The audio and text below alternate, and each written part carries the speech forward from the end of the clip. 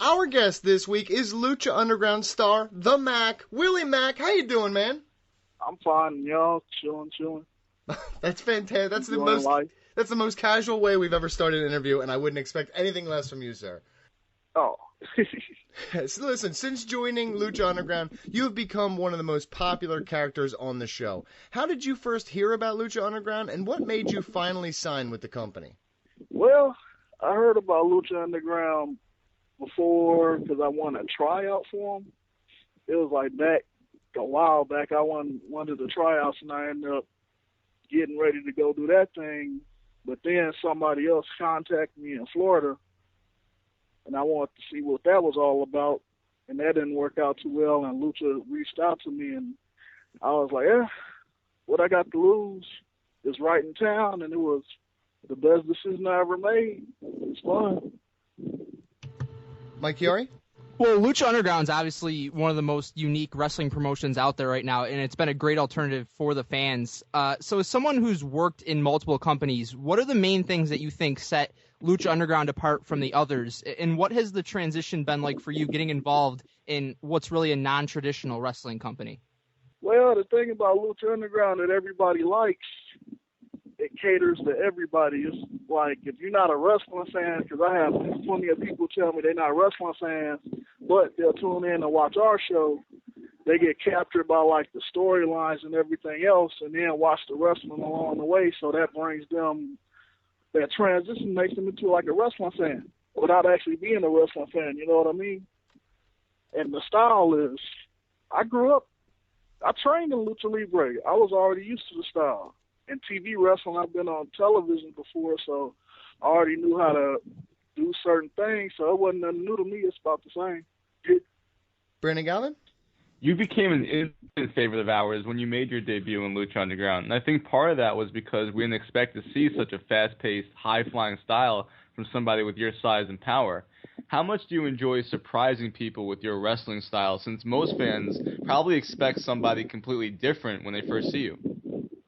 Well, that's why I got into wrestling, because I always watch like the smaller folks, like Bret Hart, Rey Mysterio, and everybody else do their thing.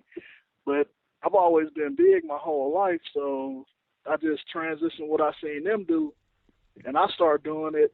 So it's like every time I step out in that ring, I could tell by people's faces, like, another typical big dude that's going to be like a tank and slow people down and stuff. But when I jump off the top ropes and run around a couple times, you see their jaws dropping. I'm like, yeah, that's what you get. Don't judge somebody so quick. Fantastic. One of the key storylines in Season 2 has been your teaming with Sexy Star to take on Marty the Moth and his sister, Mariposa. How did this storyline come to fruition, and what were your initial thoughts when pitched the idea?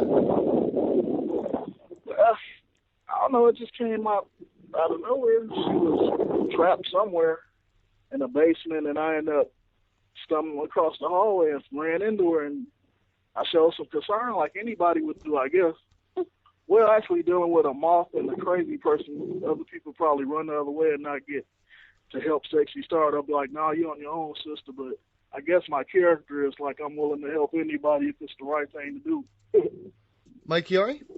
Lucha Underground's storytelling and ability to build characters is something that we always praise, and they managed to do it really effectively, even though they only have 1 hour of TV programming every week. So as a performer, do you like that the show is only an hour long, or would you prefer to expand it maybe an extra half hour or an hour in order to get more talent on the show every week? Well, that's all I'm saying. If it ain't broke, don't fix it. Because the only 2 hour thing is the Ultima Lucha. But we already got enough in an hour that we could get over to people instead of 3 hours of this one wrestling show, and you only see 2, 3 matches and a bunch of talking. With us, it's just action. It's just like the internet. Y'all want to see something happen, you just type it up. It's the same way with us. As soon as you flip that channel on, you already know what you're going to get. Fast-paced, right in your face, right off the bat, action. BG?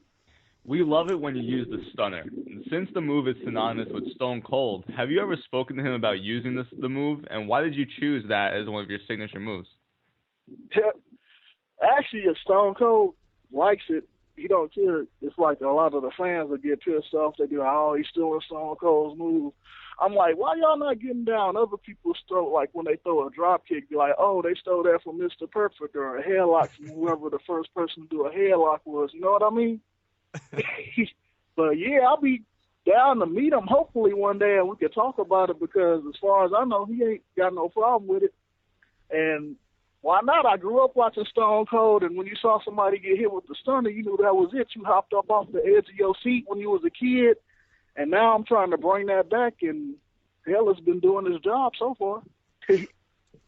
One note I found interesting while researching for this interview was that you were signed to WWE in 2014, but you were released before you even started with NXT. What was that signing process like for you, and why do you think it didn't work out? The signing process is a pain in the ass because I got signed. The thing is, it's like a 6-month waiting process, so I already was signed by the time people found out about it. They just caught on like at the end part. So yeah, it's like the 6-month thingy, and they like put you through a whole process, flying you out to Pittsburgh to do their doctor's appointments and whatnot, background checks, and it's like stressful. But then at the end of the day, they hit me up, said, "Oh, the doctor didn't like how one of your test results. They didn't like how your blood pressure is or how one of your knees felt, so we can't use you." It's not like, oh, we could have you do something else or nothing like that. They said, no, we can't use you. And the funny thing about that is when you ask them, I asked them for my medical stuff so I could see what's supposedly wrong. You think I got any of that stuff yet? Nope. Mike Chiari? But then you see me on Lucha Underground, so it's like somebody's not telling the right story. So, Mike Chiari? Well, had the situation with WWE and NXT worked out, I imagine there could have been a lot of potential dream matches involving you, but we've also gotten a lot of those during your run in Lucha Underground. So who are some wrestlers you've never gotten a chance to face that you really want to lock horns with, whether they're part of Lucha Underground or any other company for that matter? Oh, of course, like Bryan Danielson back in the day. Let me see. Bret Hart, if he was still in his wrestling shape. Mira Muertes will be a good opponent if I ever get a chance to tangle with him. Let me think. Damn, there's so many good people, I just can't take a one. I think, Kenta, or Dale Itami as they call him at NXT. I love to wrestle that fool. What about Stone Cold? Would you have a battle of the Stunners? Oh, probably went back and forth with him. Been like Rockin' Austin all over again, except it'll be Austin. Fantastic. Brandon Galvin? At Ultima Lucha last year, you and Cage put on one of the best and most brutal matches of the year. What are your thoughts on the hardcore style that Lucha Underground has showcased? Do you prefer that style in the ring, or do you prefer matches without the hardcore element? Hey, both, because you hear people talking about how wrestling was back in the day, how they had all this crazy stuff. You had Dusty Rhodes all bloodied up and busted up from a cage, or even regular matches, Terry Funk them. They did more hardcore stuff back then than they do now. I think it's just taking us back to where it started. And yeah, it adds a little bit more fire to it, so I'm all for it. Me being a California dude, I grew up watching XPW, so I was used to all that stuff, so yeah. Well, a huge thank you to our guest tonight, Willie Mack, the Mac. Catch him stealing the show every Wednesday on Lucha Underground on the El Rey Network. Tell the fans where they can support you, man. Oh, y'all can hit me up on Facebook. I'm on there as Willie Mack. Actually, my Facebook friends is filled up, so I got this fan page called The Official Willie Mack. Get on there and like that. And hit me up on Twitter at Willie_Mack. Same thing on Instagram, Willie_Mack. And pick up one of my T-shirts or 2 or 3 or however many you want to help feed my pets at Pro Wrestling Tees /Willie Mack. Pick up them biscuits and they hot like fire. That is fantastic. Thank you so much, man, and good luck moving forward, dude. Oh, hell yeah. Thank y'all, and see you when I see you. Keep it lucha.